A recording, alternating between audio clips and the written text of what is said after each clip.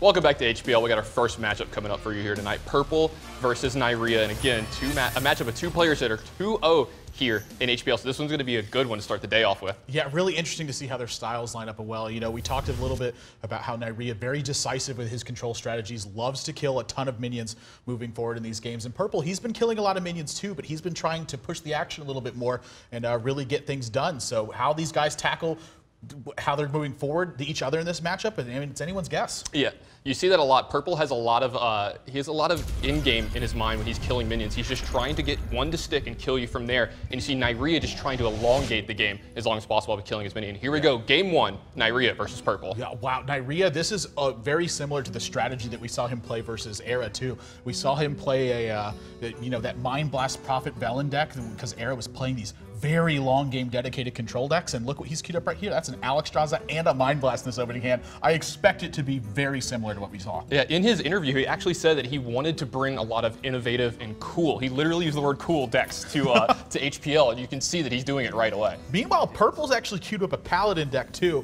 and this is something that we haven't seen a ton from him in the past, so we're going to get his perspective up as soon as we can. A little bit of issues with the spectator client, but you know, in the meantime, kind of looking at the way Purple plays, this is something that can kind of be right up his alley. You know, we talked about how he loves to keep the pace of tempo, you know, killing minions and getting threats on the board at the same time. With stuff like Muster for Battle and Quartermaster, that's like right in the exact same gameplay that he's playing with something like Rogue.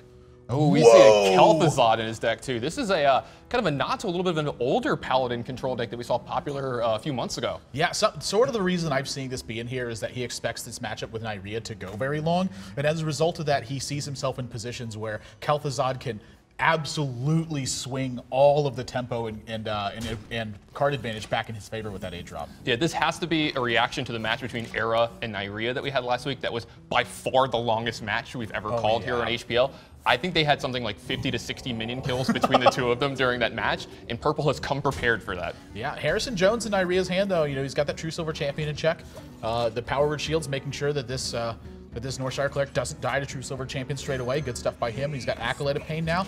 2 Antique Heal Bots, I suspect those will be a little bit weaker in this matchup. But as far as card advantage is concerned, I really like his position so far. Absolutely. You saw Purple not even utilizing his hero power to make 1/1s here because he doesn't want to put a minion on the board for Neiera to attack with his Northshire Cleric and then just be able to heal it for a card. Yeah, so he's going to be able to get this Harrison value here, but that's a Sunwalker in Purple's hand. Of all the cards I would have expected Purple to be playing, Sunwalker was nowhere near on my radar, and this is something that we've continuously seen from him, is these small marks of innovation that are leading up to drastic differences in the way his deck's going to be played. Emperor Thorus on a fantastic turn for him is going to be killed by this Harrison Jones, I suspect, but you know, the fact that it's ramped up his mana with the availability of now turn 7 Tyrion or the Sunwalker coupled with something else, this is like a big deal that's moving forward here, because after this Harrison Jones, Neiera doesn't have anything to keep this Tyrion in check right now. Yeah, he doesn't have anything to keep the Tyrion in check. Not just that, this Tyrion and the Sunwalker are great minions to pair with Kel'Thuzad. They stick around usually for more than one turn, so you can really take advantage of Kel'Thuzad's ability here in this game, as Purple is going to do this turn 7 Tyrion play here. Look at that. This turn 7 Tyrion is massive versus Neiera. He's got himself a Light Bomb, so he can kill this, but he's going to leave behind a 5/3 Ashbringer afterwards. That's a lot of damage that Purple can use, and not only that, but he can couple that with his life total. He hasn't had a ton of pressure on him right now, so leveraging his health to be able to keep minions under control and try to gain some card advantage as this moves on, this is looking like a beautiful couple of turns here that Purple's going to have. Yeah, it's going to be a beautiful couple turns he's going to have, but ooh, Neirea's going for an interesting play here. He's going to draw a few cards here first before. He's going to be using this Circle of Healing to pick up whatever he needs here. Ton of options available to him. I mean, I suspect he's going for something like a Shadow Word Death to try to minimize the impact this Tyrion has, but he's actually not going to use Circle of Healing this turn. He's just going to leave it up to Purple to see what he can get done.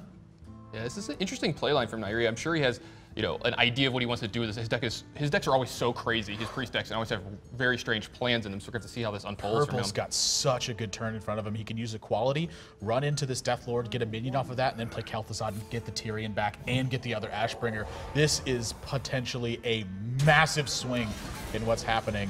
It's a shielded mini-bot. That's pretty darn good at this point. That Northshire Cleric down to a 1/1 as well.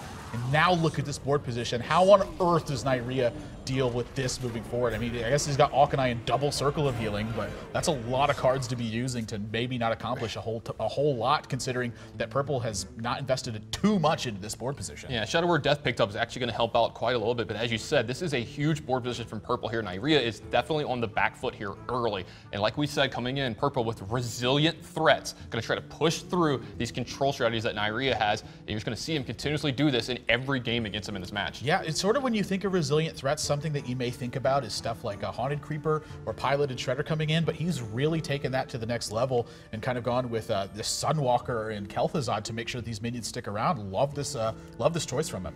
Yeah, he's got like shielded mini bots in his deck, piloted shredders. I mean, he's just got a ton of minions that are going to stick around and get a ton of value from them over the span of the game. So it's a very good plan to go against what Neirea's normal plans are here. But this Circle of Healing is going to do a lot of work this turn. Yeah, I mean, has to use both Circle of Healing, so he does lose his Auchenai Soul Priest in the meantime. Does re-up Purple's weapon for him, though. Man, that Harrison Jones would be looking awfully good right now. Northshire Cleric going to be checked, and he's got 2 Light Bombs, 2 Antique Heal Bots, and an Alex Straza. So the fact that Purple's got, I think, just enough to kind of outscale what's happening right now, I mean, this is looking disastrous for Neirea. This Light Bomb is going to deal the Sunwalker effectively 0 damage. It's going to take off the Divine Shield here. Yeah, it's not going to be able to get through the front half. I mean, both halves of the Sunwalker here that we always talk about with Divine Shield. Now you're going to see an Alex Straza come down, put Purple down to 15. Maybe Neirea's going to look to find a way to race between here. But Purple has got just the perfect answer for Alex Straza here. So strong versus those kinds of threats, and Purple is going to continue to build up his board here, even foregoes hero power just to get shielded minibot out. I mean, this, as far as he's concerned, is his big window of opportunity. Even going to swing with the Ashbringer at this point. How about the pace of this game from these two players as well? They are playing at a blistering speed. Yeah, Neirea looks like he's just going to heal up a bunch and then try to look for some better turns later on. Deathlord, you know, Deathlord's actually pretty interesting the way it interacts with Light Bomb. It pulls a minion out of your opponent's deck and often is going to leave it swept into something like Light Bomb. So if your opponent doesn't get a perfect threat off that one, that could be disastrous. But given the way that Purple's deck's been built so far, I mean, what minion does Neirea want to see come out? I guess like maybe a Ragnaros or something? Yeah, I mean, you'd have to think of something gigantic that you can sweep up with a Light Bomb, but with the ones that you've already seen from Purple, you gotta believe there's not many gigantic ones left like that. You've already seen Tyrion, you've already seen Kel'Thuzad. So again, there may be something like Ragnaros. But yeah, I mean, how many can he afford to put in? I mean, we see Sunwalker in here as well. I mean, where does he fit them? I mean, you have to dedicate stuff to certain cards. Something we haven't seen. We haven't seen Zombie Chow. We haven't seen Knife Juggler. We actually haven't seen Muster for battle yet. We haven't even seen Quartermaster either. There's a chance he doesn't even have those cards. Yeah, there's a very good chance that he doesn't have some of these cards in his deck going forward because of the overall strategy that he wants to implement against Neirea. Second Sludge Belcher was really good here, actually. This is a ton of damage, too. Oh my gosh, Neirea's down to 3. Light Bomb isn't even, like, unless the Light Bomb pulls a Doomsayer off the Piloted Shredder, how does Neirea win for this position? Yeah, this is going to be a hard position to win from since the Light Bomb won't actually clear up all of the minions on the board, and he is at 3. Neirea's in a really tough spot here. Well, he does get a good one off the Piloted Shredder here. This is still too much damage and sitting on the board. I mean, you're still looking at 6, 7, 8, 9, 10 points of damage coming across. He has no way to defend against this. And Purple's going to come out to an early lead. You're going to see a Power Word Shield on one of Purple's minions here just to draw a card, just to see if there's anything left in his deck. Yeah, but no value from Shadow Word Death this game. Purple, once again, fantastic deck building and reads from him. This guy has really been doing his homework. Against every single one of his opponents so far, we've seen something very different from the usual trends in competitive Hearthstone.